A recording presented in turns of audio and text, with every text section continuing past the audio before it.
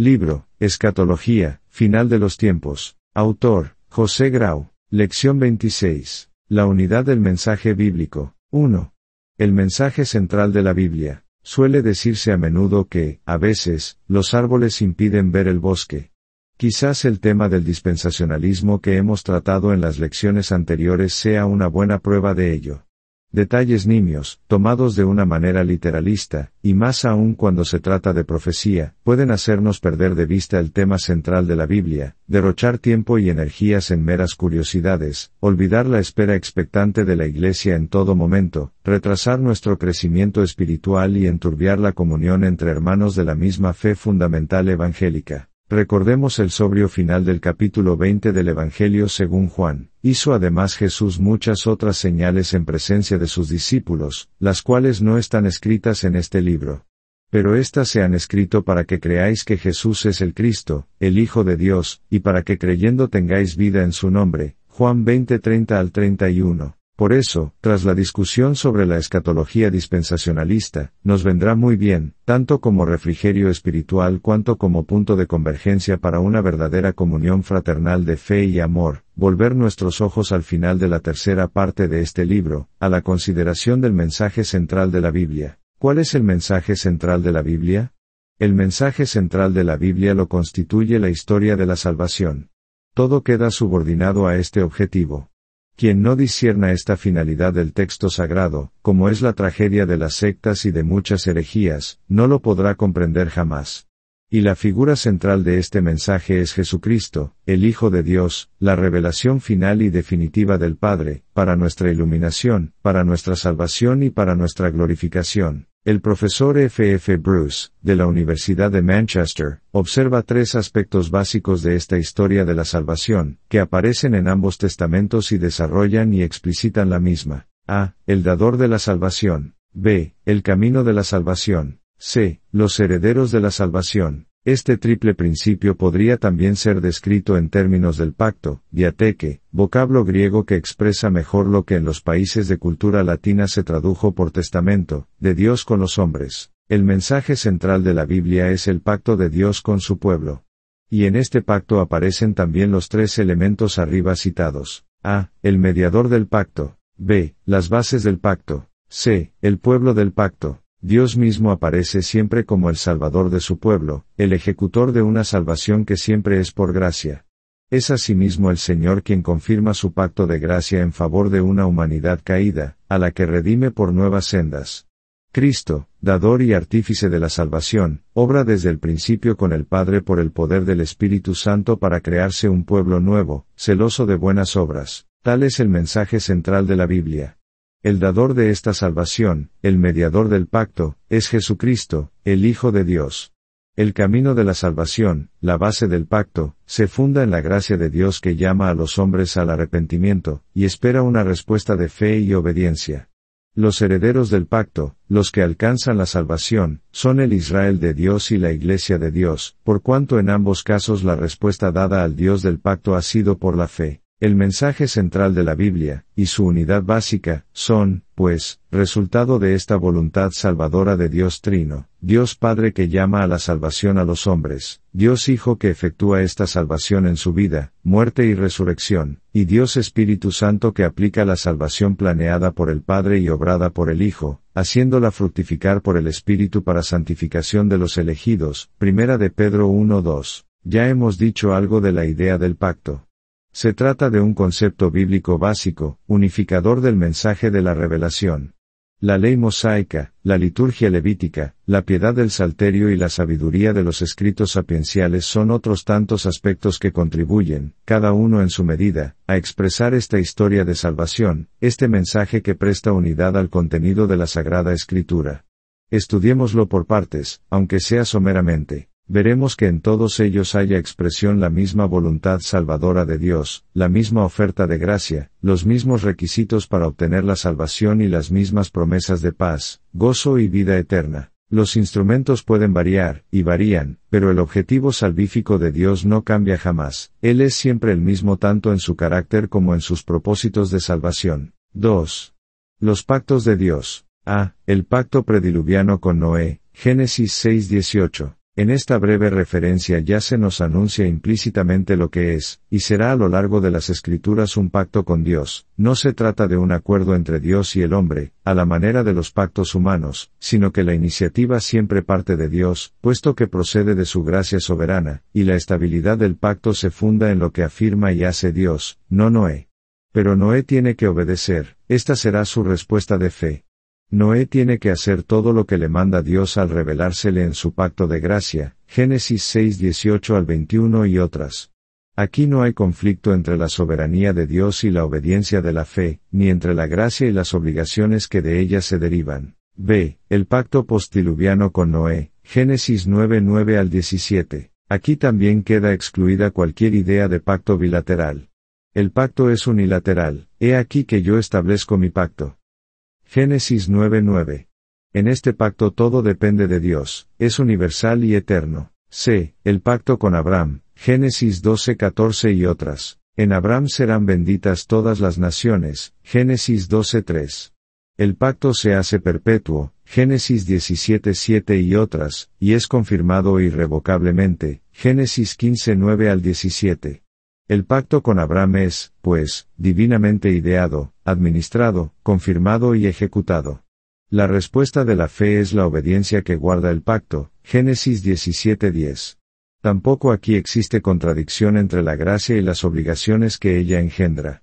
Guardar el pacto equivale a dar expresión a la espiritualidad del pueblo que es llamado a perseverar en la comunión espiritual con el Señor. D. El pacto con Israel, mosaico. Éxodo 2:25 y otras. Israel es elegido para ser un pueblo santo, separado para Dios, Éxodo 2:25 y otras. Es, pues, el pacto que Dios hace con su pueblo redimido, Éxodo 6:6 al 8 y otras. Israel fue admitido a una relación filial con su Señor y Salvador, Éxodo 4:22 y otras. El pacto mosaico fue hecho con Israel como una ampliación del pacto concertado con Abraham, Éxodo 2:24 y otras. Como en todos los demás pactos, la dispensación amorosa y soberana de la gracia divina aparece en primer lugar, así como el llamamiento a establecer una relación espiritual entre el hombre y su Salvador, Éxodo 6:7 y otras. Como en todos los demás pactos, la condición para gozar y disfrutar de las bendiciones divinas es la respuesta obediente y consagrada, Éxodo 24:7 y otras. El creyente no puede continuar en la gracia que el pacto dispensa si no persevera en su fidelidad, Romanos 11:22 y otras.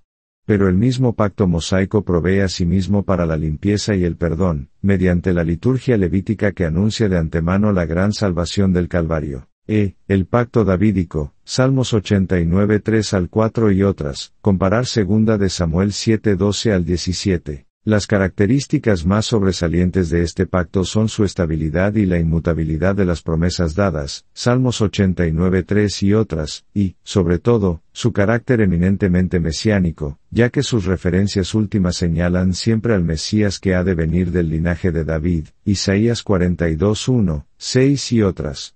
El Mesías no solo es la figura central en este pacto, sino que él mismo es el pacto, y todas las provisiones y bendiciones del mismo fluyen de su obra y de su persona.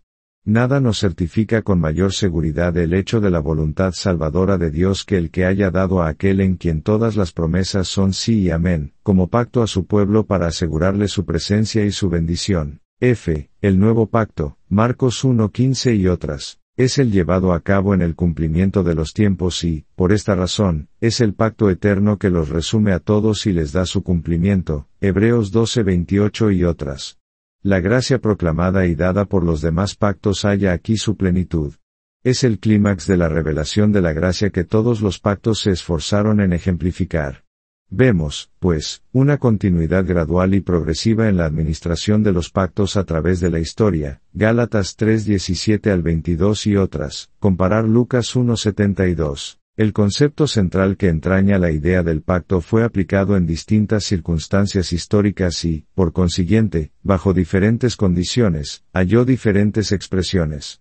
Pero estas expresiones no son, en modo alguno, contradicciones. La idea central de la gracia de Dios derramada en favor de una raza caída aparece continuamente en todos los pactos, y su aplicación solo está condicionada a las situaciones históricas. Desde Abraham, los pactos nos muestran su contenido eminentemente redentor y su propósito de gracia. Pero ello no significa que la gracia comenzase con Abraham. Así, los pactos son correlativos, y su proclamación es la misma, revelan el amor de Dios y sus propósitos de salvación. Existe, pues, un progreso de enriquecimiento a lo largo de los sucesivos pactos. Este progreso no se desvía nunca de los aspectos básicos que rigen la idea del pacto, el amor de Dios y la gran salvación de Dios. El progreso equivale a una mayor plenitud de revelación, a un desarrollo de lo que en los primeros pactos ya estaba latente.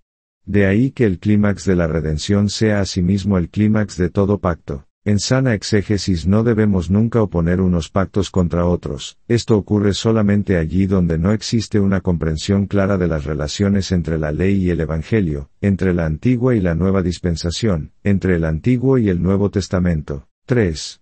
La ley de Dios. La unidad de propósitos redentores que caracteriza el mensaje de la Biblia aparece igualmente en el concepto bíblico de la ley, la Torah, es decir, la ley dada por medio de Moisés. Juan 1:17. ¿Cuál fue el propósito de la ley? Triple. A. La ley fue una disciplina, un dique para contener el desbordamiento del pecado, Gálatas 3:19 y otras. B. La ley fue el ayo para llevarnos a Cristo. Por la ley es el conocimiento del pecado y el despertar de nuestra conciencia, Romanos 3:20 y otras.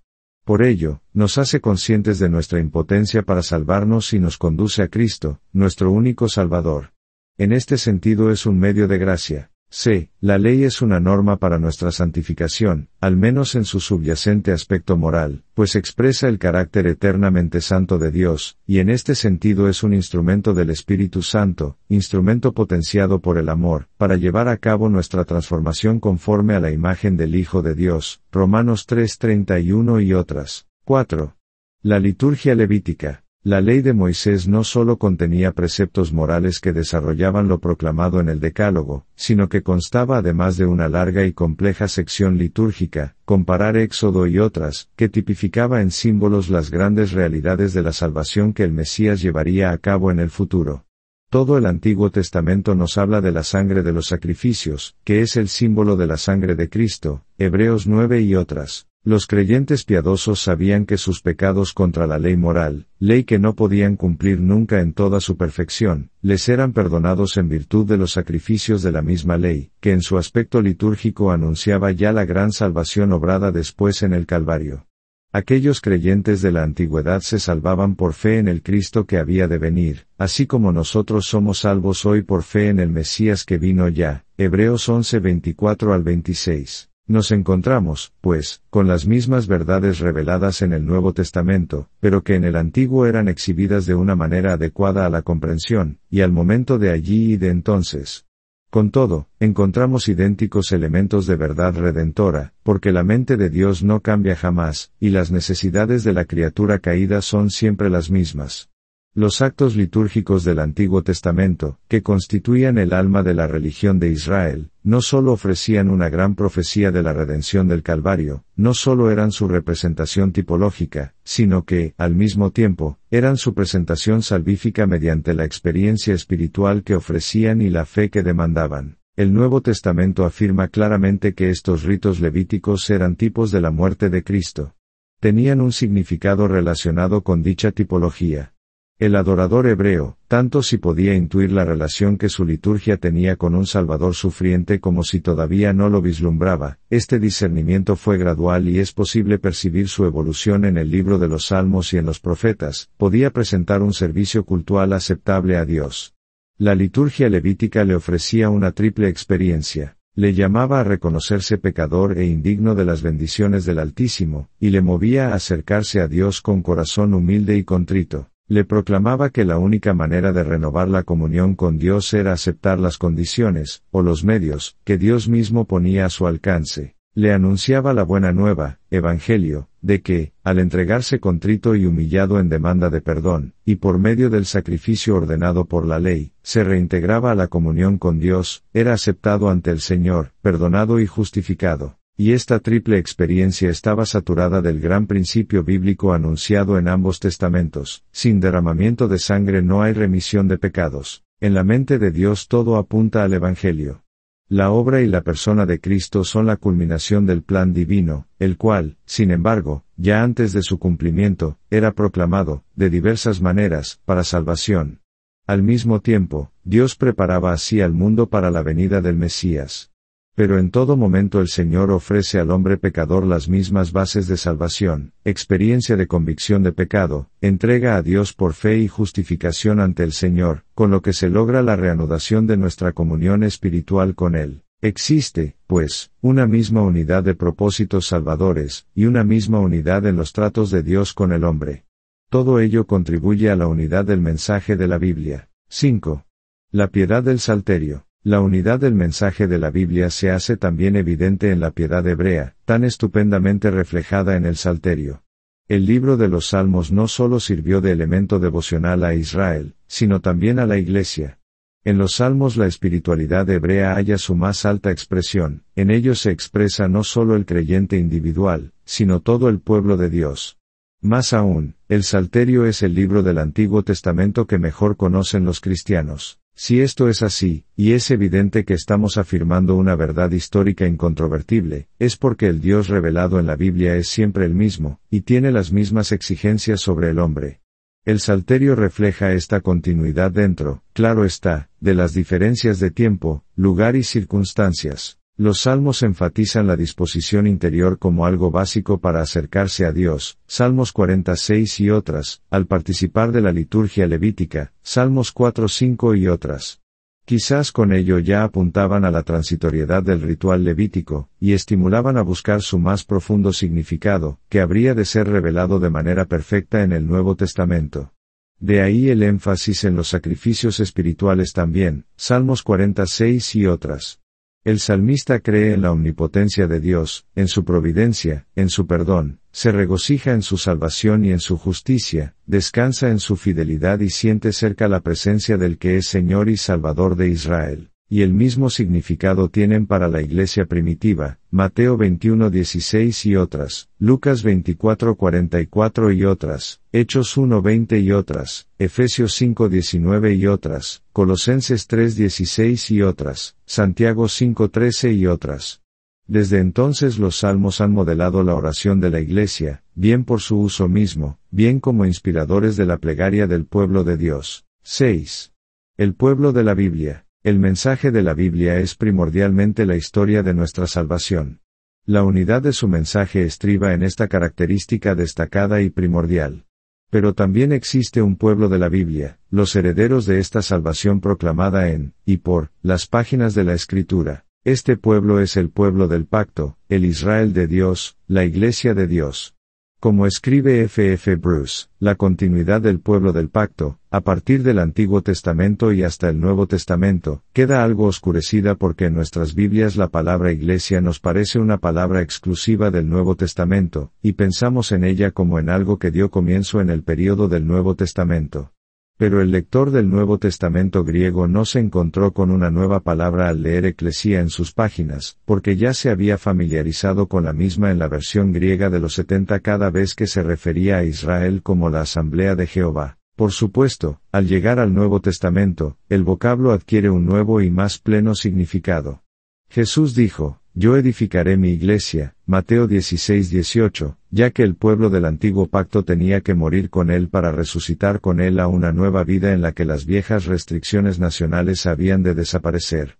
Pero Cristo provee en sí mismo la continuidad vital entre el antiguo Israel y el nuevo, y sus fieles seguidores son tanto el remanente justo de antaño como el núcleo nuevo de hogaño.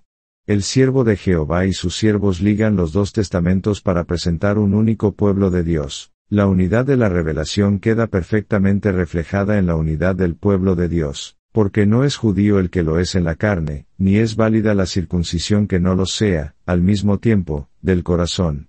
Dios puede levantar hijos de Abraham aun de entre las piedras, y todos los que son de la fe, todos los que creen en Cristo, son sus hijos, simiente de Abraham son. Los pobres de Jehová, el remanente fiel, el Israel de Dios, es el pueblo que respondió, y responde, con fe obediente al llamamiento de la gracia de Dios, y este pueblo es hoy lo que llamamos Iglesia, el Israel de Dios, Gálatas 6:16.